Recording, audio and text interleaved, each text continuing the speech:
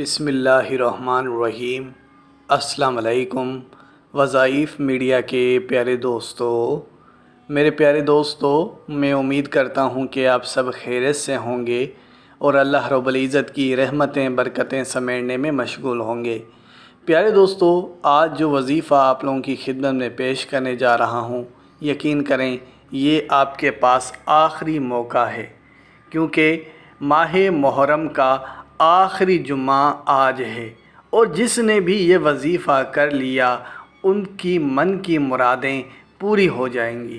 اگر آپ کی کوئی ایسی خاص حاجت ہے جس کے لیے آپ سالوں سے دعائیں کر رہے ہیں، مختلف وظائف کر رہے ہیں، لیکن پھر بھی آپ کا کام نہیں بن رہا، تو یقین کریں آج کا یہ وظیفہ آپ لازمی کر کے دیکھیں۔ انشاءاللہ اس وظیفے کی برکت سے آپ کو یقینی فائدہ ملے گا۔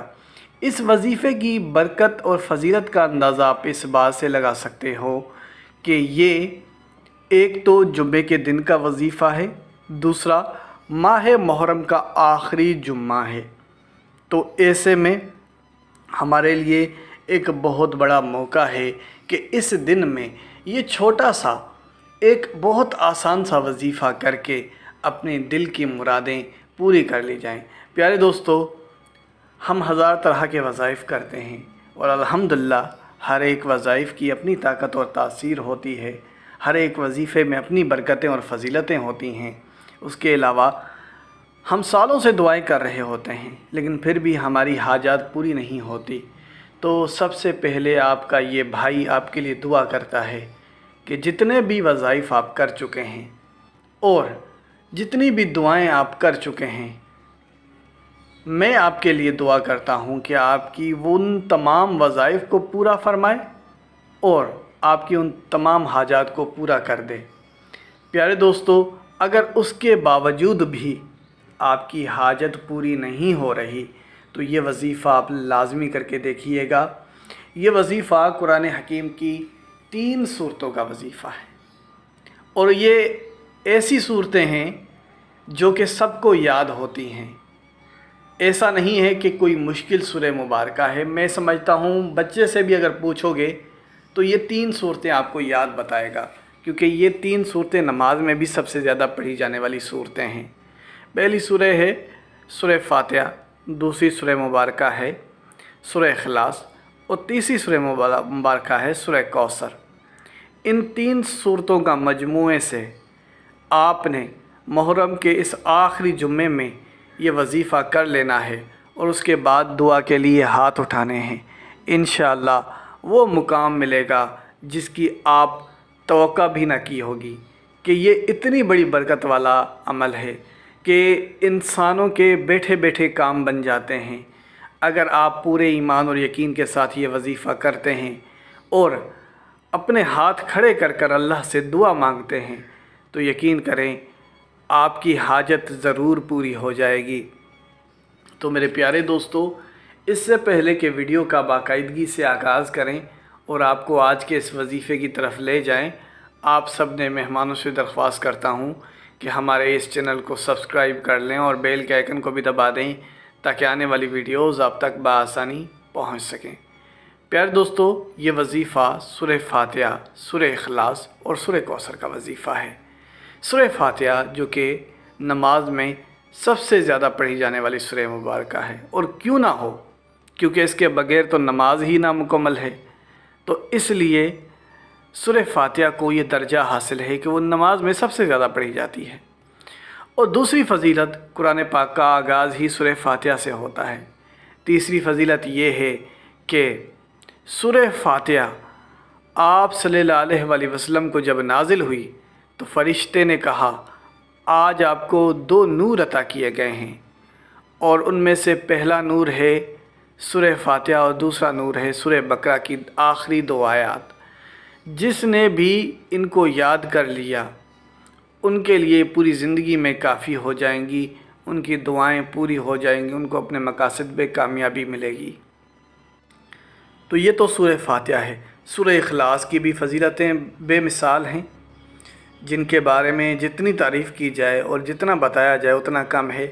ایک فضیلت تو یہ ہے جو کہ ماشاءاللہ سے تقریباً جب بھی سورہ اخلاص کی ویڈیو بنتی ہے ہم آپ کو بتاتے ہیں کہ حضور نبی کریم صلی اللہ علیہ وسلم نے صحابہ سے عرض کیا، آپ میں سے کوئی اتنی طاقت رکھتا ہے کہ ایک رات میں قرآن پاک کا 1/3 حصہ پڑھے؟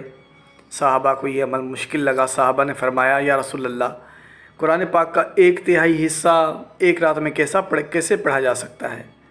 آپ نے فرمایا، قل واللہ احد اللہ صمد لم یلد ولم یولد ولم یکن لہ کفوا احد، قرآن پاک کے 1/3 حصے کے برابر ہے۔ یعنی اگر کوئی شخص 3 بار سورہ اخلاص پڑھتا ہے گویا کہ اس نے ایک قرآن پاک مکمل کرنے جتنا ثواب حاصل کر لیا۔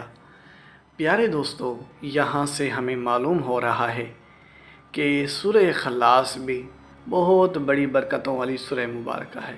خصوصاً یہ سورہ مبارکہ رزق میں اضافے کے لیے پڑھی جاتی ہے، پر اس سورہ مبارکہ کو اگر آپ سورہ فاتحہ کے ساتھ پڑھتے ہیں تو یہ حاجت کے لیے بھی بڑی مفید ہے۔ تو جن لوگوں کی حاجتیں پوری نہیں ہو رہی ان کے لیے یہ جو وظیفہ میں بتانے جا رہا ہوں یہ کم نہیں ہے۔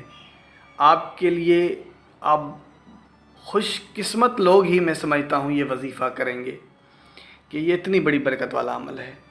اس کے بعد آ جاتا ہے سورہ کوثر۔ سورہ کوثر کی بھی بے شمار فضیلتیں ہیں کہ حاجت کے لیے، رزق میں اضافے کے لیے، بیماری سے شفا کے لیے، پریشانیوں کے لیے، دکھ تکلیفوں کے لیے، اولاد کے لیے یہ سورہ مبارکہ کثرت سے پڑھی جاتی ہے۔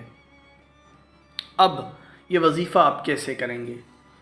جمعے والے دن، ویسے تو یہ عام دنوں میں بھی آپ یہ وظیفہ کر سکتے ہیں، لیکن جمعے والے دن کی فضیلت زیادہ ہے، اور جمعے والا دن ہو اور محرم کا آخری جمعہ ہو، یعنی محرم کا مہینہ ہو، تو اس سے بڑھ کر اور کیا چاہیے؟ تو یہ تو اور بھی زیادہ فضیلت بڑھ جاتی ہے۔